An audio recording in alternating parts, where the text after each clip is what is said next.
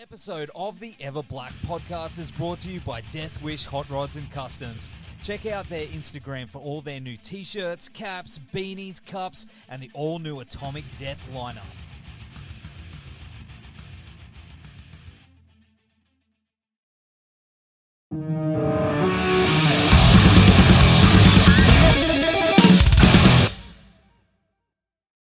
Hey, Lzzy, how are you? Hi, darling. Doing great, darling. How about you? Good. Good for a Good. Tuesday. I don't know what day it is anymore. But hey, Is it Monday? I don't know. So yes, be kicking the week off, right? But hey, it's good to see you again. It's been a little while. Great to see you too. It's been a second, and I'm very much looking forward to crossing the pond and coming and seeing all you guys. Mate, we are pumped because I mean, let's face it. I mean, we're old mates here. You know. Oh yeah. Halestorm and Australia go way back. You know, so we do. We have a very rich history. Yeah, absolutely. I mean, it's going to be definitely awesome to have you guys back, especially with Theory of a Deadman, your mates. Right? Yeah. They're our buds, man. We've known them for years and years, like since way before our first record. And so we're going to be, it's been a long time since we've toured with them. So it's, you know, we're being selfish. We're in a very amazing position at this point where we're like able to kind of cherry pick, you know, who we want to bring out with us. Like, who do we need to catch up with? You know? So it's a lot of fun. So did you just call them up and go, hey boys, let's go? Yeah. Yeah. Tyler, let's go. Come on. No, we had the adults talk, but we told mom and dad, we're like, can we have a play date? Oh. Right. I love it. But hey, you just came back from a monster run of shows, right? Oh yeah. We've been out pretty much since they said go. It feels like there was nothing for so long, and now it's just like everything all the time. Run now, and it's been incredible. It really has been. There's such a sense of relief and survival, like this just triumphant thing that's been happening at all these live shows. Everybody that's showing up is showing up like it's going to be the last show they ever go to. Everybody gets dressed up and they bring the kids. We have like people 7-year-olds to 70-year-olds. It's just it's been really nuts, but it's been very fulfilling. So I guess that's the thing now. It's been, you know, despite all the negativity that's happened over the last couple of years, like people are starting to really appreciate shows more. I think now, like, they're like, got to get the tickets now. They're not really waiting. They're like, everyone's just fully behind live music again, which is just incredible to see. Agreed. You know, it's interesting because I feel like a lot of people, and myself included, would take that for granted a little bit, just going to a show. Because before, I'm like, well, you know, I play shows all the time. It's like somebody asks me to come out to a show, like, yeah, maybe, and they're like, oh, I don't feel like it. I don't know. And now it's like anytime that everyone's like, hey, do you want to go and see this guy? Do you want to go see? Yes, I'm in. Let's go. Yeah. And because there's something about being at that show is that, like, especially if you're feeling, you know, down for whatever reason, you can go to a live show, and even if you don't know the act, you can stand in the audience and you can physically feel the cloud being lifted. And it's just it's the closest thing to magic, you know, that I know 100%. of. And it's just, it's beautiful. And so we're seeing that in real time, you know, with all of these shows. So it's beautiful. It's true. I had it the other night. I went and saw Tim Ripper Owens and Simon Rock in Brisbane. And man, I was like, you know, you're like, oh, I've had a big day, I'm tight. And then you get there and it's just, you're right. You feel like that cloud's lifted and you're into it. And then afterwards you feel like $1 million. Yeah, exactly. Elated. Then it's hard to come down from that too. Yeah. Every time we come back from the show, like, especially if I'm out with the guys are like, well, we don't want to go home yet. Like, let's go to a bar and talk about it. So we'll do that, you know. But yeah, so it's interesting because everybody, where you are, I've been talking about this quite a lot because I feel like if rock show was a verb, you guys know how to rock show really well. And so I feel like our run around the States has almost been just kind of like a warm up for what we're actually going to be experiencing with all of you guys. So yeah, it's going to be fun. 100%. And I love your latest album. Oh, Like, thank you. man, Back from the Dead is so good. It's heavy too. I know, right? We didn't intend for it to be that heavy, actually. Um, we weren't consciously saying let's make a heavy record. We only realized we made a heavy record when we were listening to the mixes and trying to put the sequence of the songs on the album. And I turned to Joe, my guitar player, and I'm like, "Did we like? Are we encroaching on metal here? Like we're like we made probably the heaviest Hailstorm record we've ever done." But at the same time, came by honestly, it's not like we could leave it on stage somewhere. So you got to get it out somewhere, and it happened to be that happened to be our only outlet. So Yeah, and I love it. I love that. I mean, there's some really heavy stuff like Bombshell is great. oh Like, yeah, I love turning that up. Like thanks, bud. I just appreciate that. driving around the That song has a funny story. So, um, when we were making Vicious, our last record, the guitar tech that was working on some of our guitars was working on one of our producers' guitars and broke like the entire mechanism of the tuning. Everything just broke off, right? So the high E string, which is the smallest string down below, um, was just slack, but it was still plugged in. So like Joe plugged in and he's like, it went bow, bow, bow. It just had that natural, that yeah, this technical term, bow, bow, and recorded it into his phone. And then when we were writing for this album for Back from the Dead, she was like, "Hey man, I just found this like weird voicemail. Like, remember when that guitar broke?" He's like, "I think I can like put a musical thing around it." And I'm like, "Yeah, do it, man." So he ended up writing pretty much the bed of the track and then sent it to me, and then I wrote over top of it and named it Bombshell. It was just like, it's so funny how as much as our producer was upset with the with the guitar tech for breaking his guitar, I'm like, well, we wouldn't have a song if that had not happened. So it's kind of serendipitous. Has there been other tracks that you've worked on throughout the years where just weird things have happened like that that have inspired you and you've gone, oh man, we could make a song out of that? Oh yeah, absolutely. Well, for the weirdest, I guess the weirder one was, so I went through a like a synth phase where I was writing a lot of like, I don't know, I want to say like stoner rock meets like 1999 Madonna. That's it, if that makes any sense to you. And I was writing on these synth songs, and I wasn't showing them to anybody because I'm like, this is embarrassing. It's just a guilty pleasure for me. And but just so happened to have a few glasses of wine with our bass player Josh, and he's like, just show me something. Show me something. Like, fine, I'll show you. So what I showed him ended up being "Do Not Disturb" on Vicious. It was just a synth kind of dark pop song. And so when we were in the studio, and Josh was like, well, what about that "Do Not Disturb" song? I'm like, no, we can't do that. That's just weird. And he's like, no, no, no, check it out. So he ended up taking one of my synth lines and using it as the bass line. And we just kind of like did it like that, made it into a rock song. But yeah, it's so, I don't know. The guy, the guys now always want to hear whatever my like weird, what's the weird stuff you're working on? Because sometimes it works out, but It's funny how that happens. I mean, what's you're gonna make like a Mr. Bungle type record for some? right. You're like, man, we're just doing everything. We're just doing it. Yeah, we're Yeah, just I know. within the kitchen sink.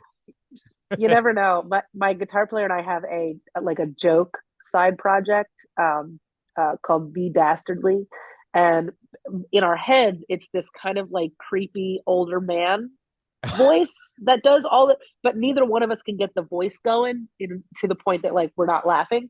But it's all the songs are about ass and high waist pants. It's all about asses. Just every single song has something to do with it, and it's just something we do for fun. I'm just like I'm like, if we ever put that out, I don't know. I think I think we'd shoot ourselves in the water and be like, that's the two kids from Hailstorm. What the hell? So, Do it. but you I never know. dare you. Do it. Just do it. I Just know. release I it to the know. world. You're not the first one to dare us to do that. It's gonna happen. Awesome. Put me down. 20 copies. But Yes. but I mean, there's other stuff on the record too, like Terrible Things and Raise Your Horns. Now, that one took me by surprise because usually when a song is called Raise Your Horns, it's like about raging in a pit. You know what I mean? And Man. um I gotta say, like that one, it's such a touching, beautiful song. Oh, thank you. I appreciate that. I remember having that conversation because we were in lockdown and sitting out on my porch, and I ended up talking with the guys, and I'm like, I had this weird idea, and it's kind of funny, but only to me. I'm writing a song called Raise Your Horns, but there's not going to be any bass, there's not going to be any drums, there's not going to be any guitar, and it's just going to be a vocal and piano. And they're like, what? I'm like, well, hear me out. Because with Raise Your Horns, I wanted to, so the actual phrase, I forget what origin, but it translates into exalt yourself, to exalt oneself, to raise your Yeah. horn. And so I wanted to kind of write a song about that and write a song about what the phrase actually means to me, and not necessarily just like it's not just about rocket in the pit, even though it totally is at the same time. Yeah. So I'm again, I apologize for the confusion, but that was kind of on Oh, purpose. no. I think I love that. I absolutely love that. And other people too. I've been seeing a lot of people like absolutely just loving this album. Like, I'm so glad. it's so It's good. because you never know, right? It's like you when you're in it and you're creating an album, it's like chaos. It's a complete mess, and you don't know what is up from down, and you're just like trying to blindly follow this feeling that you think is right. you know, Yeah. you don't know it is, but you feel like it is. And then it's weird because then after it's released and the everybody gets a hold of it, and it's no longer yours, it's theirs. All of a sudden, it just seems like this like this finely crafted like movie or novel. It's amazing. And now I'm seeing so many people owning these songs and getting them tattooed and like all of these things. I'm like, it's crazy. It's crazy to me because when especially for when I'm creating, it's a very like, I don't know, it's a very internal process that I don't always trust because I don't always trust myself. And so the fact that all of these kids and these people are just being able to see themselves in some of it is a beautiful thing. And it almost reminds me that like, well, I'm not alone in any of my Yeah. feelings because all of these people are feeling the same way. So I don't know. The inspiration comes full circle. And what about this graphic novel? Oh Fine. yeah, That's cool, man.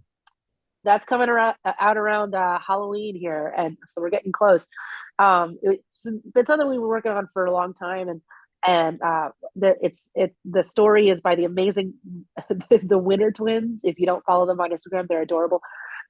Excuse me, and it's such a great story. It's like it's it's it's hilarious.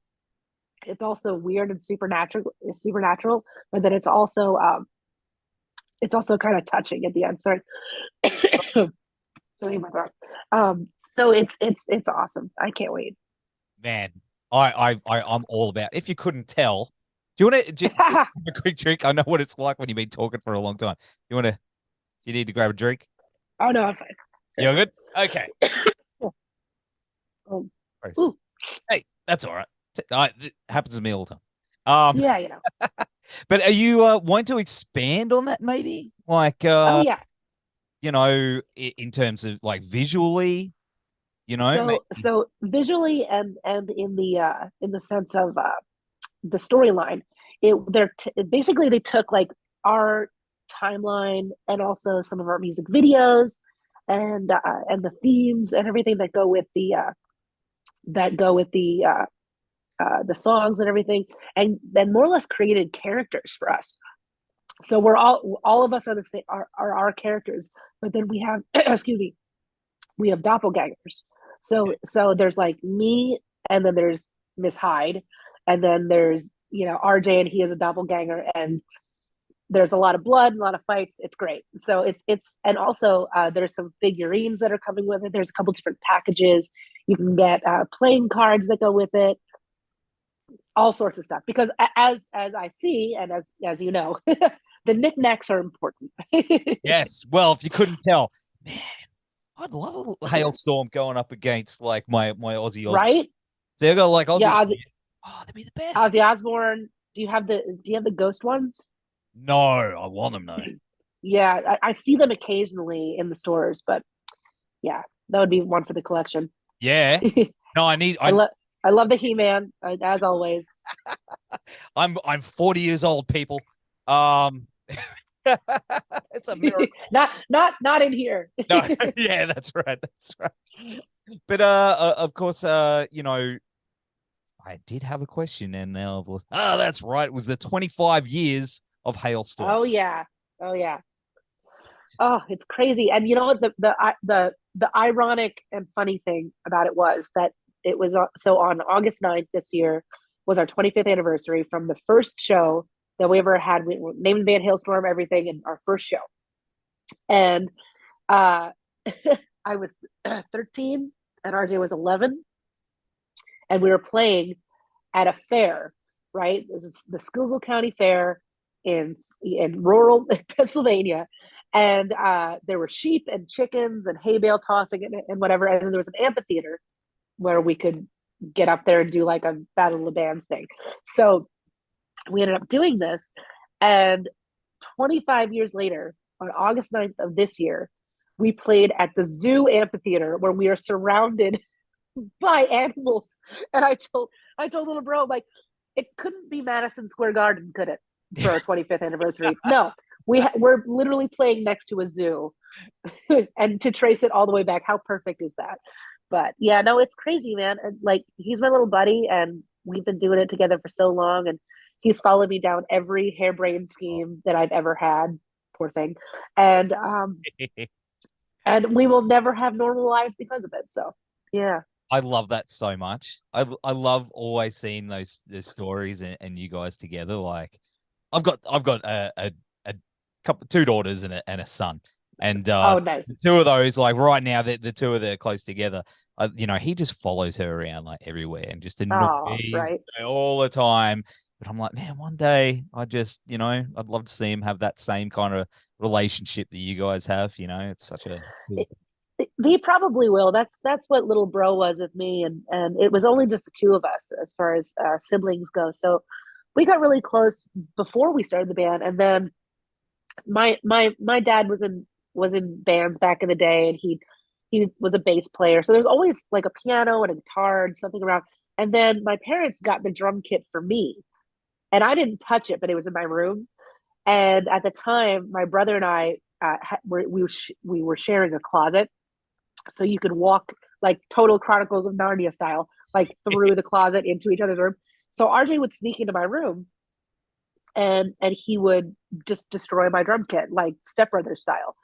And so finally I was like, look, I'm not going to play it. You just take it to stay out of my room. And so I always remind him, I'm like, you probably wouldn't have started drums that early if I hadn't given you my drum kit. Ah. So, he's like, I was going to do it anyway. Like, yeah. Yeah, right.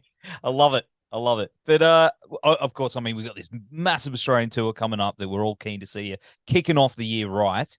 But what else is on the cards for Hailstorm in the near future? Ooh, Maybe another covers EP or what's we're cooking? we're working on we just recorded two covers. I don't know whether we're going to just release them individually or put them into an EP kind of thing, but you'll definitely be getting some covers from us pretty soon. And then we're like booked through 2023. We're going to do like the all the festivals next year for Europe and all of that. And so it's just it's nuts. It's like there was, nothing for so long, and now everybody's like, okay, it's time. Everybody out, which is great. We're predicting the future. we couldn't do this a couple years ago. So yeah, we're very excited. Mate, hitting the ground running. That's Yeah, what and you want to do. we're also we've already begun writing new material for who knows when. We'll release some more songs for you guys. So Oh, yeah. Oh, and speaking of which, so and this will be happening soon. I'm not quite sure when it's released in Australia, but we're releasing a deluxe edition of Back from the Dead, and there's 7 more bonus tracks on there because we got weird in the studio. We got weird, and some of the songs went together, and some are like, one of these things doesn't belong here. So there's this like nice little. It'll be fun to release those songs into the public and see what everybody thinks. So mate, put me down for 30 copies. Oh, Done. perfect. Done. All my money. Action figures, books, the whole thing. Yep, Yeah. the Next time whole we thing. talk, it'll be all Weird, hails. weird side projects. Yeah. Oh, bring it all. But Lzzy, it's always awesome to talk to you, and thank you so much So for great to talk joining. to you too. And I'll see you in Brisbane. We'll have all the links. Yes, yes, man, absolutely. And like I've been saying, if you have any trouble or anything getting into uh, the show or want to meet up or something, just how to find us. So of That would be awesome. That would be awesome. Thanks so much. And course. hey, enjoy the rest of your year and your Christmas. Oh, thank you. Absolutely, you too. Yeah, it's coming up. All right. Yeah, Thank you. survive the family. Yeah, that's